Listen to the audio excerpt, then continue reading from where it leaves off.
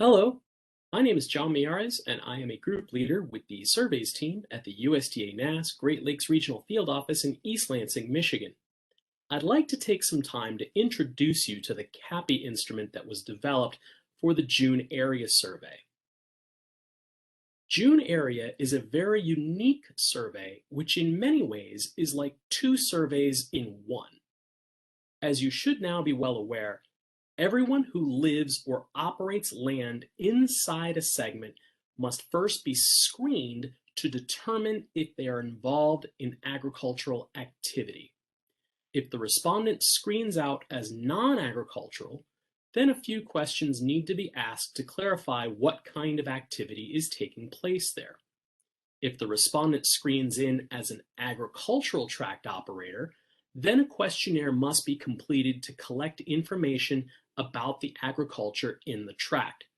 Once we think all the land in a segment has been accounted for and have verified our tract counts and acreage totals, we can then submit the segment level record. This instrument has been designed to do all of that for us. For census years, a similar CAPI instrument was developed for the Agricultural Coverage Evaluation Survey, also known as ACES. ACES is conducted once every 5 years and in many ways is very similar to the June Area Survey. In fact, the screening forms used for both surveys are the same.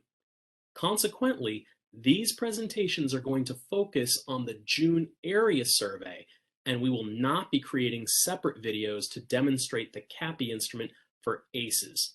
Please know, however, that the procedures I'll be showing will work very similarly, if not exactly the same way, for ACES as it does for June Area.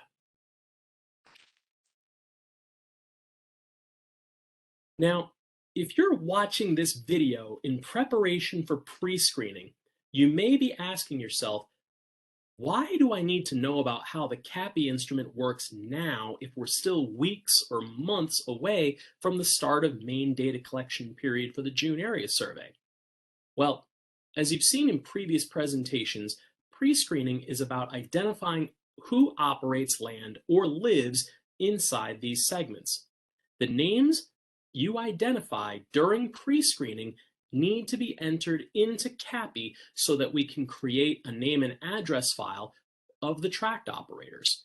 After pre-screening is over, we will use that name and address file to send pre-survey letters along with parcel maps to everyone who was identified as a tract operator during pre-screening.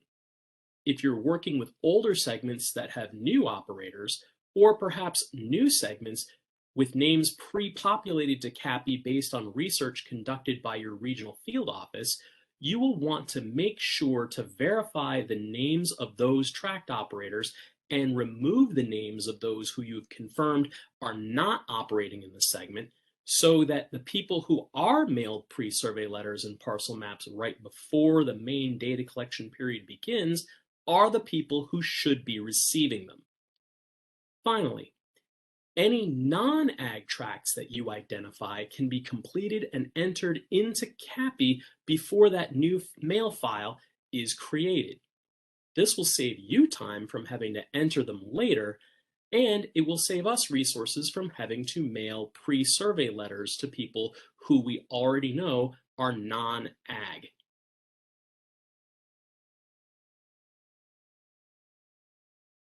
Before we begin, I'd like to add a few disclaimers.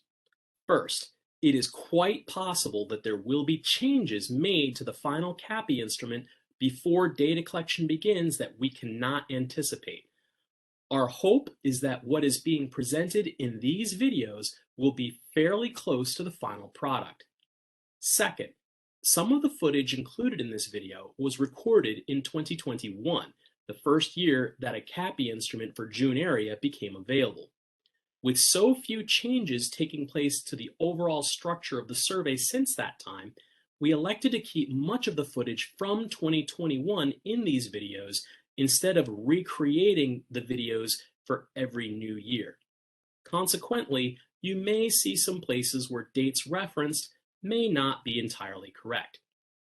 Finally, My hope is to use this video to show you some of the instrument's more basic features and how you can enter that data into the CAPI instrument.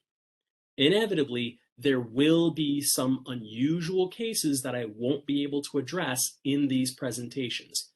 If you run into any challenging or unusual situations that you're not sure how to handle, please be sure to communicate and share your questions with your supervisor, your NASDA coordinator, or the June area survey statistician in your regional field office. With that, let's begin.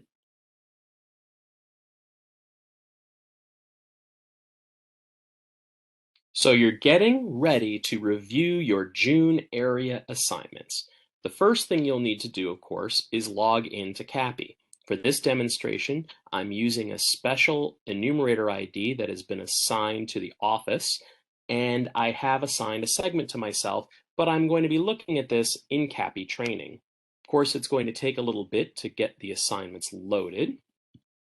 And if you notice, the first thing that happens is that all I'm seeing are other surveys, not June area. In order to see June area, what I'm going to have to do is go up to the top right where you have the grid controls icon that looks like two little gears, and I'll have to click on that. You'll notice there's also a little red star above the gears, and that is what will tell you that you have June area assignments. Once you click on the gears, I will go down to the June area option. And once that is selected, we should be able to see our June area assignment.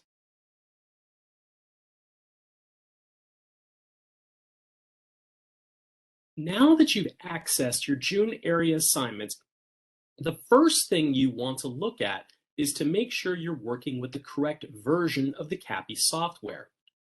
Up in the upper right corner, you should be able to tell what that version number is. Please contact your regional field office to determine the correct version of CAPI to be used for this year's survey. If you're not using the most up-to-date version, you will need to reinstall the CAPI application onto your iPad. If you're not sure how to do that, please contact your supervisor. In this listing, you are going to see this gray bar. This is what we call the segment level record.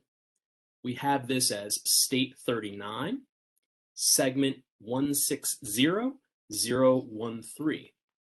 If I need to add a new track to this segment, I can click on the Add button. If I want to see a summary of what is in this segment, I can click on the Summary button. The Summary button is going to show me what is actually in the segment. For this example, which is a segment that was enumerated in a previous year, I can see 3 ag tracts and I can see 3 non-ag tracts. I can see the tract acres from the previous year, and eventually I will be shown the tract acres reported for the current year.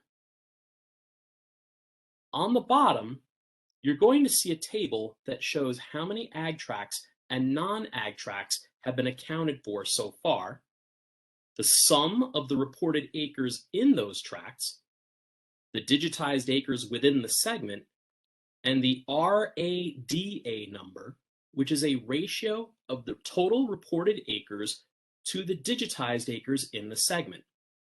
By the time you submit the segment, the reported acres are required to fall within 10% of the digitized acres, which means that the number in this box should be between 90 and 110 before the segment can be submitted. Of course, your regional field office may have stricter guidelines in this regard, and you may be expected to have the RADA ratio closer to 100% before the completed segment can be submitted. Please make sure you understand the expectations in this regard for your region. Below the gray bar, we have the individual tract records. In order to access the screener forms, we're going to click on the letter and number that are here, A1, B2, C3, and so on. After we have completed the screener form for every record, and we're getting close to the 1st of June, then that will light up this POID over here, through which we can complete the ag tract questionnaire, assuming the tract has screened in as an ag tract, and we are past the date in late May when data collection for ag tracts may begin. During pre-screening, you will only be able to complete screening forms in CAPI, not ag tract questionnaires. If you have a lot of segments and a very full screen, you can click on this gray bar and that will collapse the segment so that you don't need to see what's there. Also, if you have too many columns to be able to see everything that is on your screen, you can also go back up to the grid controls icon, these gears up in the top right-hand side, and I can click on what looks like a little eyeball here and select which columns are going to be most important for me to review. I may not need the sequence number or the DCMS code. I may not care about the start date or the stop date or the survey title, but I will probably want to have the segment number and the track number and the POIDs available. So this can hopefully free up some space so you can see what you find to be important when entering your data onto the iPad.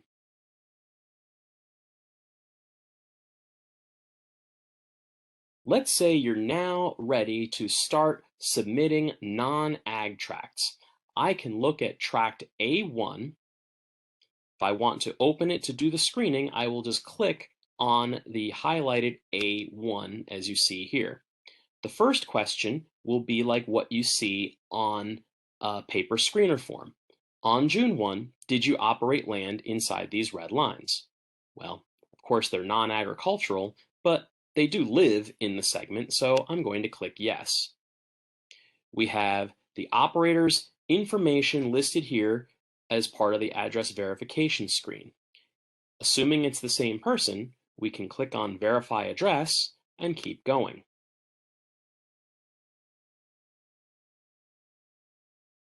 It will then give you a reminder that you want to mark off the boundaries on the aerial photo for where this non-ag tract is going to be. I'll just click next. And now you'll begin answering all of the screening questions on the screening form. On the total acres operated on June 1, have there been or will there be any crops grown, hay cut, livestock, poultry, honeybees, or aquaculture raised this year? We're going to say no. Now to the second question. On the total acres operated on June 1, have you sold or will you sell agricultural products or receive government payments this year? Again, no. These questions that we're asking are going to be the same questions that you would normally see on the paper screener forms to verify whether or not an operator qualifies to complete an ag tract questionnaire. If they answer no to all of the screening questions, they'll be determined to be a non-ag tract.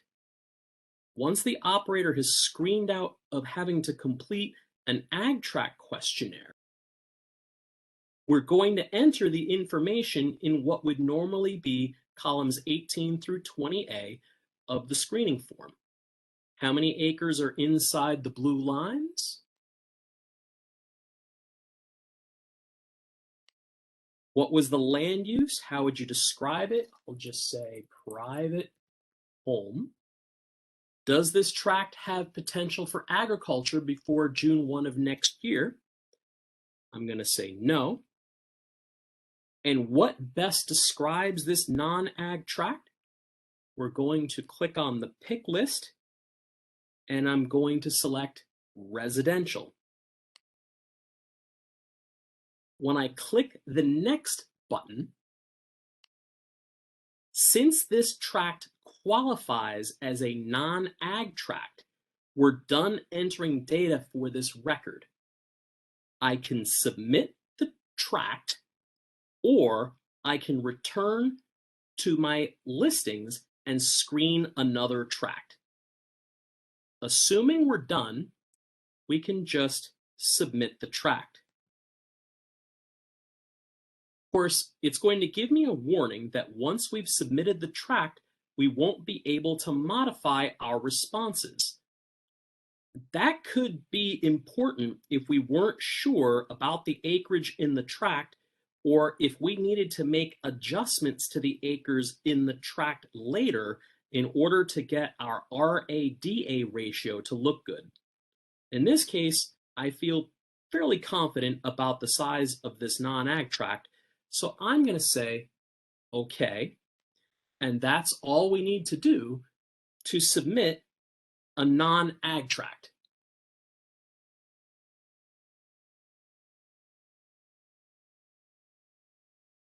Let's suppose I have another non-ag tract that I am working with, but the person who lived there last year is no longer living there this year.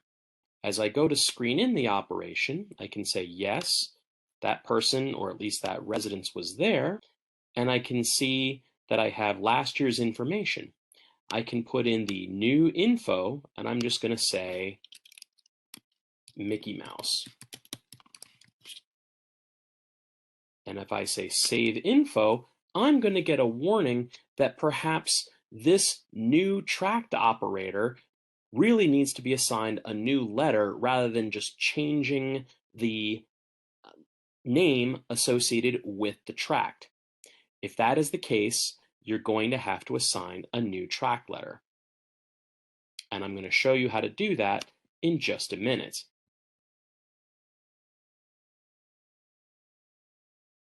So let's say my person, my non-ag resident who lived in tract B, is no longer there, and we have somebody new in that location. If I want to remove that tract from the listing, I'll just click on that tract letter, the B2, and I'll change my answer to the first question. Did you operate inside these lines? I'll say no. And that's all we have to do. What you'll notice is that the status is going to say no longer in that segment.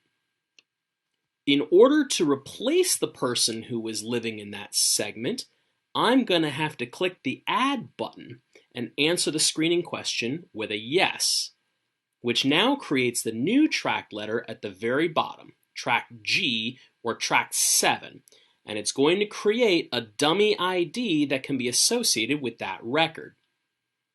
If I now want to put in that person's information, I now need to go back to the screener record.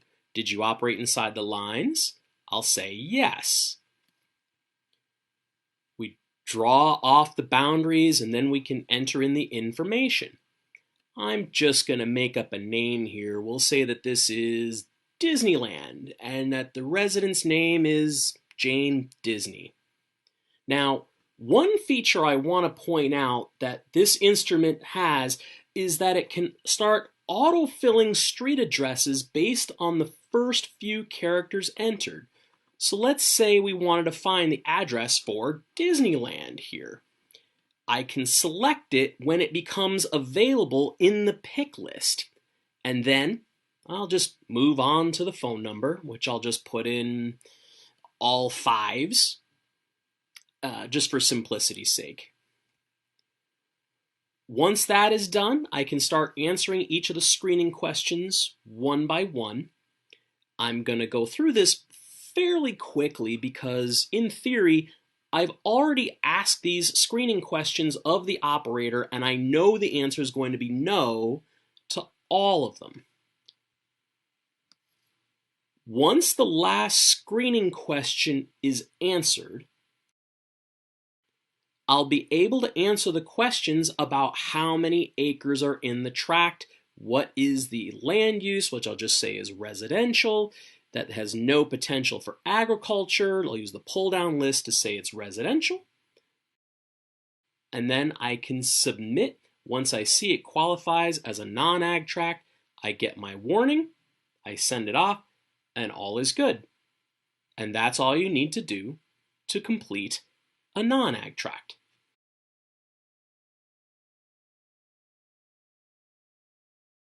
Let's say we're going through pre-screening and we want to simply verify that a person who was involved in agriculture in the segment last year is still involved in agriculture in the segment this year. Notice that the POID for tract D is grayed out as it hasn't yet been screened. So I'm going to click on where it says D4 to open the screening form for this tract. Did they operate inside the red lines? Yes. What were the boundaries of the land operated inside these red lines?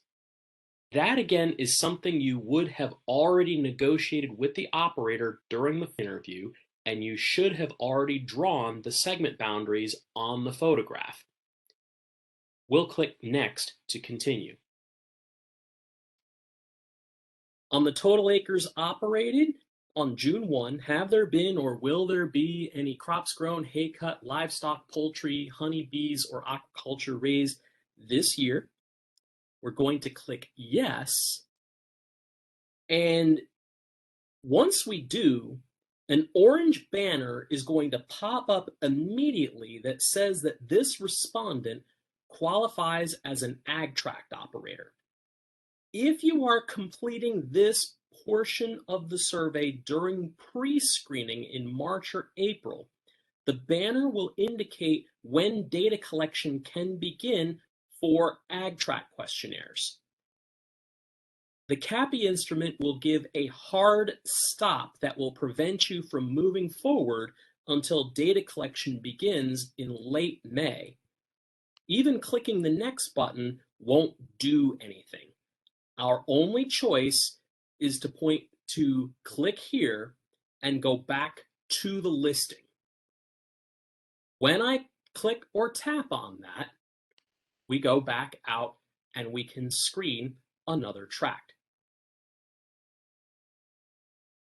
However, let's assume for a minute that we are in the main data collection period. We are past the date for pre-screening and we're allowed to start completing ag tract questionnaires. Once I click yes to indicate that this particular person in the tract will grow crops, cut hay, have livestock, poultry, honeybees, or aquaculture this year, when I click next, it's going to go to the beginning of the ag tract questionnaire. Of course, right now I'm not ready to talk about the ag tract questionnaire, so I'm going to go back to my listings. Notice that the POID for tract D is no longer grayed out. It is now bold, indicating that ag tract form has been created for this operation. Now, when you're working with the CAPI production instrument, you will not be able to click on the POID to begin entering ag tract data until late May or early June because of the June 1 reference date for all of the questions on the ag tract questionnaire.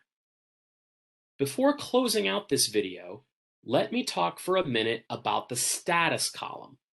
Notice that the status column is still blank for tract D, as opposed to tract A, which has a timestamp for when the interview was completed because it was a non-ag tract and requires no additional information.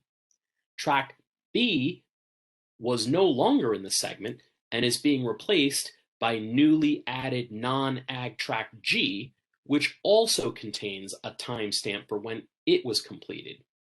Because tract D is an ag tract, the status will not show up with a timestamp until after the ag tract interview has been submitted.